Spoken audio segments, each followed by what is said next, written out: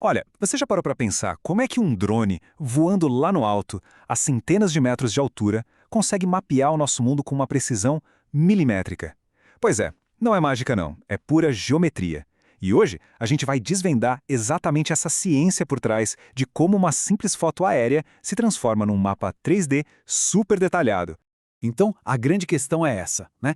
Como que uma foto, uma imagem plana 2D, se transforma num modelo 3D que é tão, mas tão preciso que os engenheiros usam ele para construir pontes e cidades inteiras?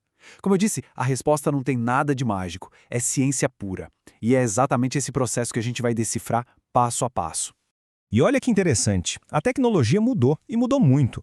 A gente saiu de balões de ar quente lá em 1849 para chegar nos drones supermodernos de hoje. Mas o princípio, a base de tudo, continua a mesma. Sabe o que conecta tudo isso? A aplicação rigorosa da geometria. É a matemática, no fim das contas, que transforma a luz que a câmera captura em uma medida precisa no terreno. Bom, é aqui que a nossa investigação começa de verdade. A nossa pista principal, o nosso ponto de partida é a foto aérea, mas, atenção, essa evidência ela engana. À primeira vista parece um mapa, né? Só que na verdade ela esconde um monte de distorções que a gente precisa entender e desvendar. Essa aqui é a primeira grande verdade que a gente tem que aceitar, e é fundamental. Uma fotografia aérea, assim, do jeito que ela sai da câmera, não é um mapa. São coisas geometricamente diferentes. E tratar uma como se fosse a outra, bom, isso leva a erros de cálculo que podem ser bem perigosos. E esse é um erro, olha, clássico. Aquele erro de iniciante mesmo, sabe? Pegar a foto do drone, jogar num software de desenho e sair medindo área, distância. A citação na tela resume o problema perfeitamente. A foto te engana. Ela cria uma falsa sensação de que tudo ali é preciso, mas não é. Essa ilustração aqui mostra o problema na prática. Pensa num terreno com morros, vales. O topo de uma montanha está mais perto do drone do que o fundo de um vale, certo? Isso significa que numa única foto você tem várias escalas diferentes convivendo ao mesmo tempo. É impossível medir qualquer coisa aí com precisão. Vira uma verdadeira colcha de retalhos geométrica. Ok, vamos resumir para ficar bem claro. De um lado a gente tem um mapa, escala única, constante, uma visão perfeitamente de cima, que a gente chama de projeção ortogonal. É a verdade geométrica do terreno. Do outro lado, a foto, aquela colcha de retalhos de escalas, uma visão em perspectiva cheia de distorções por causa do relevo. O nosso trabalho é transformar essa foto distorcida na verdade do mapa.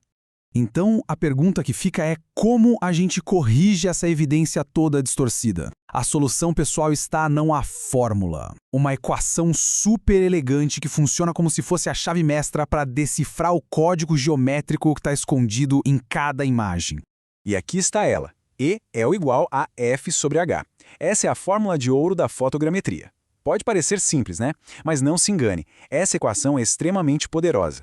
Ela consegue conectar a câmera, o voo e o terreno de um jeito muito inteligente. Vamos dar uma olhada em cada parte dela. Primeiro vamos falar do WI, que é a escala. Pensa nela como se fosse um fator de zoom ou de encolhimento. É basicamente a relação que diz pra gente quantos metros lá no terreno de verdade correspondem a 1 centímetro na foto. Controlar a escala é, no fundo, controlar o nível de detalhe que a gente vai conseguir ver. Depois a gente tem o F, que é a distância focal. Isso aqui é uma característica da lente da câmera, é algo fixo. Pensa que é como se fosse o DNA da geometria interna do equipamento. E para o nosso cálculo, isso é ótimo, porque é a nossa constante, o nosso ponto de referência que não muda. E por fim, o H, de altitude. Essa aqui é a variável que a gente controla lá no campo. A altura do voo é o nosso botão de ajuste para definir a escala final. Se a gente voa mais alto, cobre uma área maior, mas perde detalhe. Se voa mais baixo, o contrário acontece. É uma decisão totalmente estratégica. Beleza, parece que está tudo resolvido, certo? A gente já tem a fórmula, só que o mundo real raramente é um tapete plano, perfeito. E é exatamente aqui que a nossa história tem uma reviravolta, a complicação do relevo. Aquela nossa fórmula funciona, que é uma beleza em terreno plano. Mas o mundo real, como a gente sabe, tem morros, vales, subidas, descidas. Isso significa que o H, a nossa altitude, na verdade nunca é constante em relação ao terreno todo. E aí cada foto vira o que a gente chama de cena do crime geométrica. Um verdadeiro caos de escalas diferentes que a gente precisa resolver. Esse efeito tem nome, viu? Chama deslocamento radial pelo relevo. Na prática, é por isso que quando você olha uma foto aérea, parece que o topo dos prédios ou das montanhas também é inclinado para fora, se afastando do centro da foto. Eles se deslocam. E o mais genial é que é exatamente essa distorção, esse problema, que a gente vai usar a nosso favor. E é aqui, pessoal, que a gente chega no clímax da nossa análise. E se eu te disser que essa distorção toda, esse aparente defeito da foto aérea, é na verdade a chave para a solução? É exatamente nesse ponto que a fotogrametria mostra o seu maior truque, a sua grande virada.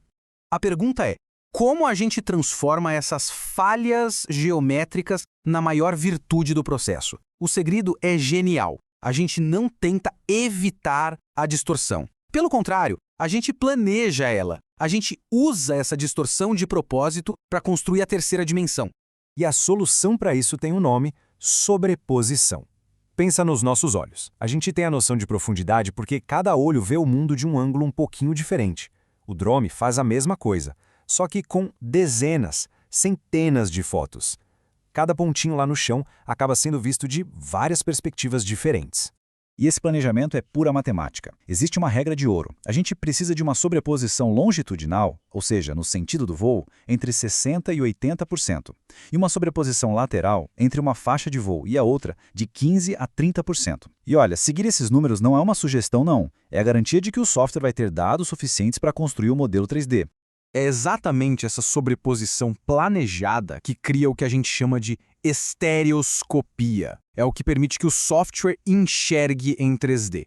Ele compara as fotos, mede o deslocamento de cada ponto, isso se chama paralaxe, e percebe que os objetos mais altos se movem mais entre uma foto e outra do que os objetos baixos. E é com base nessa diferença que ele calcula a altitude de cada pixel e, finalmente, constrói o modelo 3D.